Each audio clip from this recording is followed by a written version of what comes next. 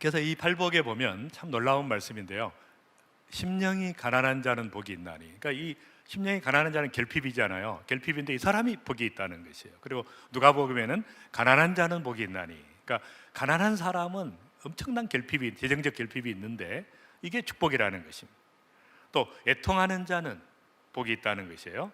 또 우는 자가 복이 있다는 것입니다.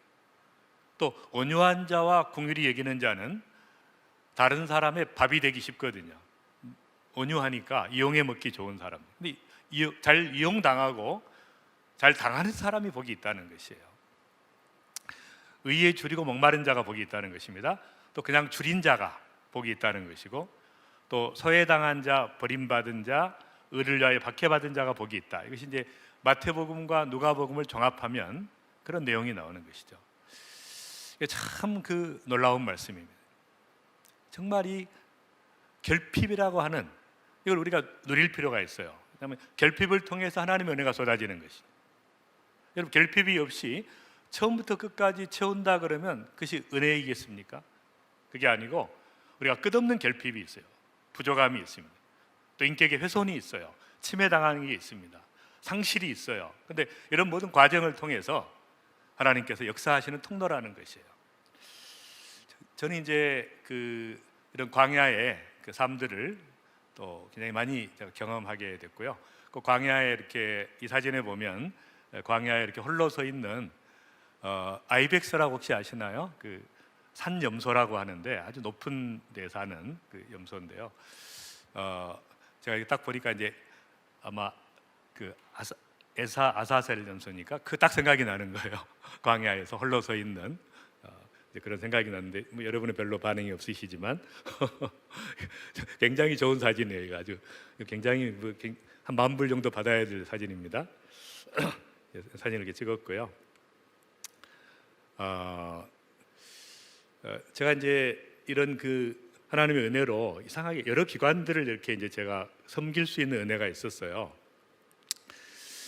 근데 이제 이것들이 형성되는 과정을 보니까 참 놀랍게도 사실은 제가 의과대학 교수가 돼서 이제 병원을 시작하게 됐는데 암 환자들을 제가 치료하는 그런 독일의 병원에서 이제 면역 치료라고 하는 특별한 치료를 연구하게 됐습니다. 이 치료법을 가지고 이제 한국에 돌아와서 제가 의대 교수를 그만두고 병원을 시작하게 됐는데 암 환자들이 가지고 있는 이 고통이 있어요. 말할 수 없는 그 고통을 전인적으로 해결해 주려고 하는 그런 마음에서 제가 이제 병원을 시작하게 됐습니다. 그런데 이제 병원을 시작하게 됐고 또 암 환자들이 고통이 있더라고요. 또 무슨 고통이냐면 도대체 뭘 먹어야 암이 재발하지 않는가. 그래서 이제 그 고통을 하다 보니까 이제 이롬이라는 회사를 설립하게 됐고 또 그런 과정을 통해서 은혜를 받게 됐습니다. 또 꿈의 학교라는 학교는 정말 성경적 교육을 받지 못하고 전 세계로 흩어지는 우리나라 아이들의 고통을 그런 그 고통과 결핍과 그런 것들을 이제 기도하다가 학부형들이 찾아와 가지고 막 울면서 학교를 시작해 달라는 거예요. 그래서 이제 그걸 하게 됐고요. 아까 제가 책은 말씀드렸지만 암에 대한 책을 제가 5권을 썼어요. 근데 주로 언제 쓰게 됐냐면 이제 병원 경영이 어려울 때 제가 책을 한 권씩 내면은 유명해지니까 환자들이 모이거든요. 그러니까 이제 그런 또 경영의 어려움, 결핍이라고 하는 구조가 책을 쓸 수밖에 없도록 만드는 거예요. 그러니까 이제 그런 과정을 통해서 또 제가 에티오피아를 갔다가 잡이 없어서 직업이 없어서 막 수천 명의 사람들이 잡을 구하러 다니는 모습을 보고 이제 비즈니스에 대한 열망을 더 가지게 됐습니다. 비즈니스를 시작하면서 여러 회사를 이제 설립하게 됐고요. 이제 이런 여러 가지 과정들을 통해서 제가 받은 은혜들이 이런 겁니다. 반드시 하나님께서는 결핍을 통해서 역사하시고 결핍을 통해서 우리에게 은혜를 주시고 창조성을 부여하시고 또 수많은 돕는 자들을 붙이셔서 하나님의 역사를 이루어 가신다는 것입니다. 그러니까 우리가 수많은 결핍을 느끼고 사는데 하루에도 몇 번씩, 그러나 이 모든 것들을 감사해야 되는 이유는 제가 절대 감사라는 책을 썼고요.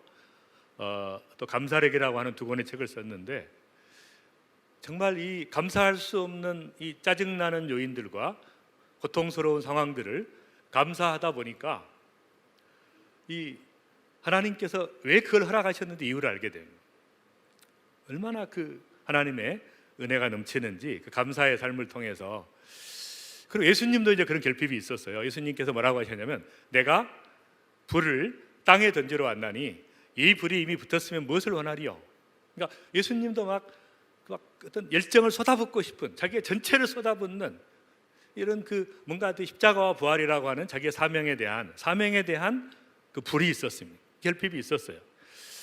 그리고 바로 이 사명 때문에 이스라엘을 나가본 적이 없는 제자들에게 너희는 온 세계로 가서 모든 족속으로 제자 삼으라고 하는, 그러니까 본인이 가지고 있는 그 열정과 불을 제자들에게 붙인 것이죠. 온 세계 열방을 제자 삼으라고 하는, 복음을 전하라고 하는 이런 사명의 불을 붙여주신 거예요. 제가 이제 코로나 사태가 나면서, 제가 본래 이제 저는 그 예방의학 교수였기 때문에 이 코로나에 대한 전문가입니다. 본래 이제 나중에 제가 암 치료를 바꿨지만, 근데 이제 코로나에 대한 전문가인데, 이 코로나가 이렇게 쉽게 없어지는 병이 아니에요. 그 특징이 그렇습니다. 말하자면 이제 백신이 개발이 돼도 이 백신의 효과가 얼마 갈지 모릅니다. 1년 이상 못 간다 그러고요. 또 그 다음에는 또 다른 백신을 개발해야 돼요. 왜냐하면 이게 자꾸 바뀌기 때문에 코로나가. 그래서 굉장히 이제 어려운 질병인데, 제가 이제 코로나가 생길 때마다 하나님 앞에 이제 감사하게 됐어요. 감사하는 이유는 이제 여러 가지가 있었는데요. 첫 번째는 모든 사람이 겸손하게 된 것이죠. 전 세계 어떤 인간도 하나님 앞에 겸손할 수밖에 없는 이런 상황이 된 거예요. 모든 나라가, 그 강대국들이 다 무릎을 꿇게 된 것이죠. 하나님께서 겸손하게 만드신, 모든 사람과 나라를 겸손하게 하시고 또 수많은 사람들을 가난한 심령으로 만드신 하나님을 찬양합니다. 계속 코로나 소리만 들으면 찬양이 나와요. 겸손하게 하신 주님. 그리고 여러분, 오늘 또 이제 10,000명이 넘게 사망했더라고요. 전 세계에서 55만 명이 서로 확진이 됐습니다. 여러분, 이제 그걸 위해서 기도할 때마다 저는 그런 생각이 들어요. 날마다 죽어가는 이 만여 명의 사람들이 언젠가 들었던 예수 그리스도, 누구든지 주의 이름을 부르면 구원을 얻으리라고 하는 언젠가 들었던 그 그리스도를 부르면서 주님의 손을 잡고 천국 가게 해주세요. 안 믿었지만 그동안은 한 번이라도 들었던 말씀의 씨앗이 심겨져 있는 그걸 붙잡고 구원받게 해달라.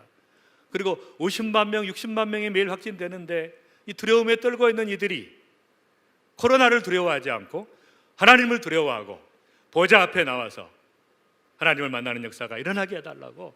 여러분, 이것이야말로 전도의 기회요, 선교의 황금기죠.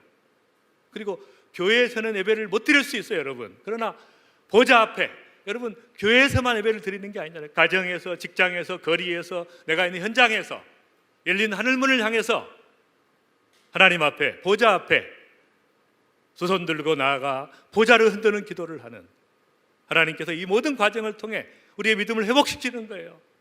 너무 감사한 것이에요. 그러니까 우리가 코로나가 끝나기를 위해서도 기도해야 되지만, 그러나 잘 생각해 볼 필요가 있어요. 그냥 하나님께서 대충 한번 해보신 게 아닙니다. 이번 사태는 작정하신 거예요. 전 세계를 뒤집어 엎겠다고 작정하신 거예요. 그러니까 반대로 기도할 필요도 있어요. 하나님의 의도가 이루어질 때까지는 멈추지 않게 해주십시오. 모든 사람이 죽게 나올 수 있도록 이렇게 기도할 필요가 있는 것이죠. 그래서 저는 이 선교의 황금기가 되고 있는 바로 이 시기가 하나님의 사람들에게는 정말 기가 막힌 기회라는 거예요. 그래서 저는 오리지널 디자인으로 돌아가는, 하나님께서 선교하시는, 말하자면 증인의 삶으로 회복되자는 것이에요. 만약에 현장과 땅끝까지 증인되는 삶을 발견하지 못한다 그러면, 이런 상황 속에서 그럼 우리가 받은 성령은 다른 성령인 것입니다. 너에게 성령이 임하시면 내가 권능을 받고 예루살렘과 온 유대와 사마리아와 땅끝까지 증인되라고 했는데, 만약 이런 상황에서 내가 증인의 삶에 대한 열망이 없다 그러면 나는 다른 성령을 받은 것이에요. 만약에 이 상황에서 내가 기뻐하면서 사랑을 실천하면서 평강 가운데 믿음으로 나아가지 않는다 그러면 우리가 받은 성령이 다른 성령이죠.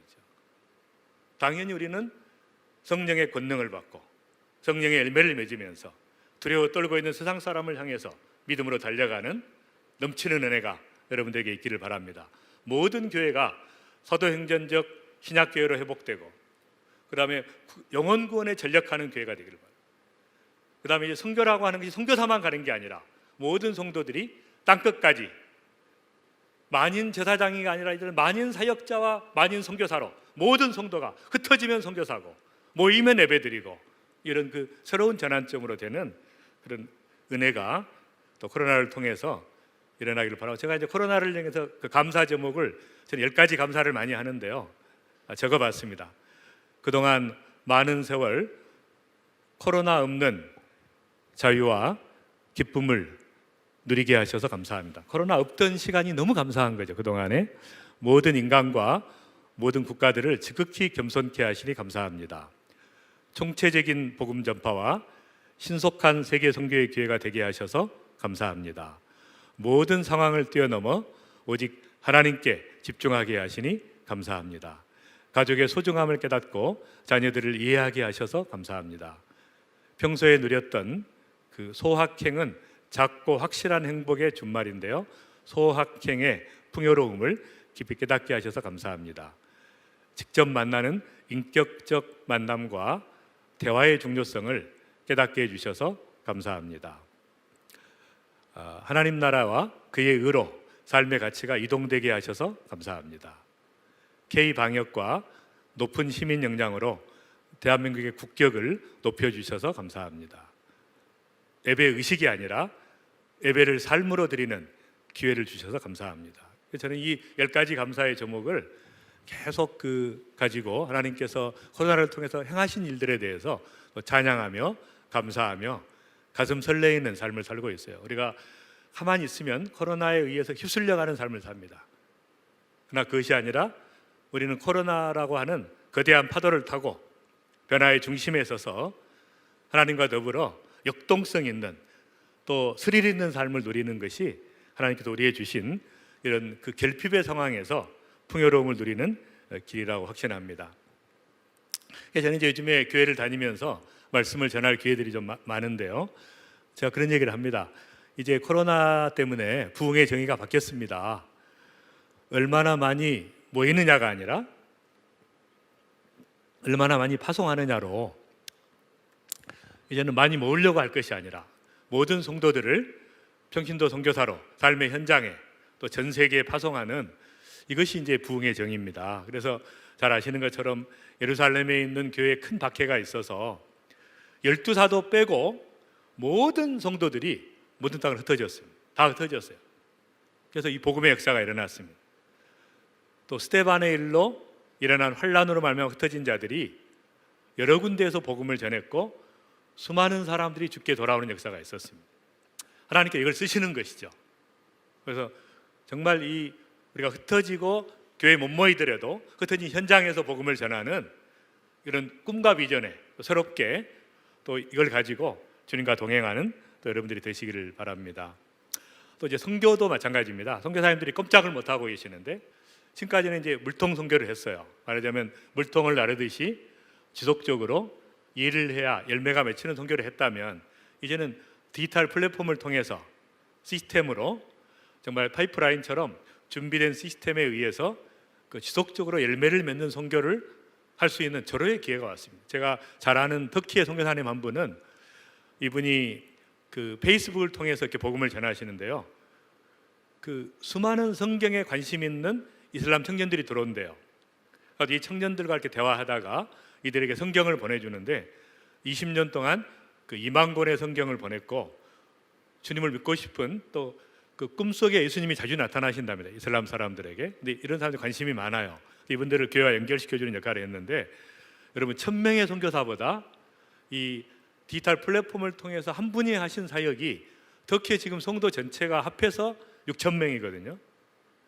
근데 이제 이걸 통해서 수많은 사람들에게 복음을 전할 수 있으니까, 저는 이제 이 디지털 선교 플랫폼을 통해서 하나님께서 일할 수 있는 또 절호의 기회가 왔다, 그렇게 생각하고, 그런 우리가 연약함을 통해서 이 사도 바울은 이런 고백을 했습니다. 그러므로 도리어 크게 기뻐함으로 나의 여러 약한 것들에 대해 자랑하리니 이는 그리스도의 능력이 내게 머물게 하리 함이라. 그러니까 약한 것이, 우리는 그리스도의 능력으로 약한 것을 없애달라고 기도하지만 사도 바울은 반대로 이야기하는 것이에요. 그리스도의 능력으로 내게 머물게 한다는 거예요. 왜냐하면 내가 그리스도를 위해서 약한 것들과 능욕과 궁핍과 박해와 공고를 기뻐하노니 이는 내가 약한 그때 곧 강함이라. 약할 때 강함이라는 거죠. 그러니까 연약함을 통해서 제가 하나님 앞에 계속 감사를 올려드리는데 매일 그 감사 중에 제일 많은 감사가 연약함을 통한 감사예요. 연약함을 경험할 때마다 감사합니다. 제가 흰머리가 늘어날 때마다 감사해요. 겉사람은 낡아지나 속사람은 날로 새롭도다. 또 감사하고 약할 때 강합니다. 제가 어제도 이제 어깨를 좀 무리하게 쓰다가 좀 통증이 있었는데 또 감사하는 거죠. 통증에 대해서 감사하고 또 이런 모든 과정을 통해서 주님을 더 깊이 이해하고 또 고통받는 사람들을 이해할 수 있기 때문에 그래서 그런 결핍의 문제는 감사로 연결된다는 것이죠. 그리고 우리가 아무것도 없는 자 같으나 많은 사람을 부요하게 하고 아무것도 없는 자 같으나 모든 것을 가진 자. 그래서 정말 우리가 연약하지만 그러나 수많은 사람들을 섬기고 도울 수 있는 자로 설 수 있는 것이 너무 감사한 것이. 자유인으로 부르신 것이 감사하고, 그래서 이제 이스라엘 사람들에게 하나님께서 아주 놀라운 말씀을 하시는데요. 여호와께서 너희의 조상들에게 맹세하여 그들과 그들의 후손에게 주리라고 하신 땅, 곧 젖과 꿀이 흐르는 땅에서 너희의 날이 장구하리라. 내가 들어가 차지하려는 땅은 내가 나온 애굽 땅과 같지 아니하니 거기서는 너희가 파종한 후에 발로 물대기를 채소밭의 댐과 같이 하였거니와. 그러니까 이 애굽 땅에 있을 때는 너무 물이 많았다는 거예요. 농사가 잘 됐다는 것입니다. 그런데 젖과 꿀이 흐르는 땅의 정의가 뭐냐? 너희가 건너가서 차지할 땅은 산과 골짜기가 있어서 하늘에서 내리는 비를 흡수하는 땅이요. 그러니까 젖과 꿀이 흐르는 땅은 물이 많은 땅이 아니라는 것입니다. 척박한 땅이라는 거예요. 광야와 같은 땅이라는 거예요. 길핍의 땅이라는 거예요. 근데 거기에 하늘에서 내리는 비를, 하나님께서 하나님밖에는 의지할 수 없도록 하나님께 집중할 수 있도록 하늘에서 내리는 비를 흡수하는 땅이요, 또 내 하나님 여호와께서 돌보아 주시는 땅이라. 연초부터 열말까지 여호와의 눈이, 내 하나님 여호와의 눈이 항상 그 위에. 그러니까 젖과 꿀이 흐르는 땅의 정의는 뭡니까? 척박한 땅이고 광야의 땅인데 하늘에서 내리는, 하나님께서 주시는, 하나님께 집중할 수밖에 없는 땅이고 하나님께서 돌보아 주시는 땅이고 여호와의 눈이 항상 귀에 머물러 있는 땅이라는 것이. 그러니까 하나님께서 주시는 풍성함이라는 것은, 제가 이과수 폭포에 가서 사진을 찍은 것인데요. 혹시 원하는 분들이 있으면 제가 이렇게 원본을 보내드릴 테니까 알아서 가정에서 뽑아서 쓰시면 좋을 것 같습니다. 이과수 폭포인데 엄청납니다. 근데 제가 이거 보면서 막 쏟아지는 하나님의 은혜, 폭포수 같이 쏟아지는, 말하자면 이 척박한 땅이지만 광야라고 하는 현실 속에 주님께 집중하기만 하면 바로 하늘에서 이 쏟아지는 하나님의 은혜. 이과수 폭포를 제가 갔는데 놀래버렸어요. 제가 200개의 폭포가 쏟아지는 거예요. 3km에 걸쳐서 저런 폭포가 200개가 쏟아지는데, 나이아가라 폭포도 제가 봤지만 거기는 아예 게임이 안 됩니다. 거기는 그냥 일반적으로 나이아가라 폭포는 그냥 소가 오줌 누는 거라고 보통 이야기하고요. 이건 엄청납니다. 상상을 초월하는데, 제가 그거 보면서 이것이 하나님의 쏟아지는, 근데 우리가 그것을 못 보는 게 문제죠. 그 영적인 눈을 가지고 하나님께서 오늘 쏟아주시는 그 은혜를 체험하는 것이 중요한 것입니다. 그래서 반드시 그다 남겨주시면 제가 이메일로 다 보내드리겠습니다.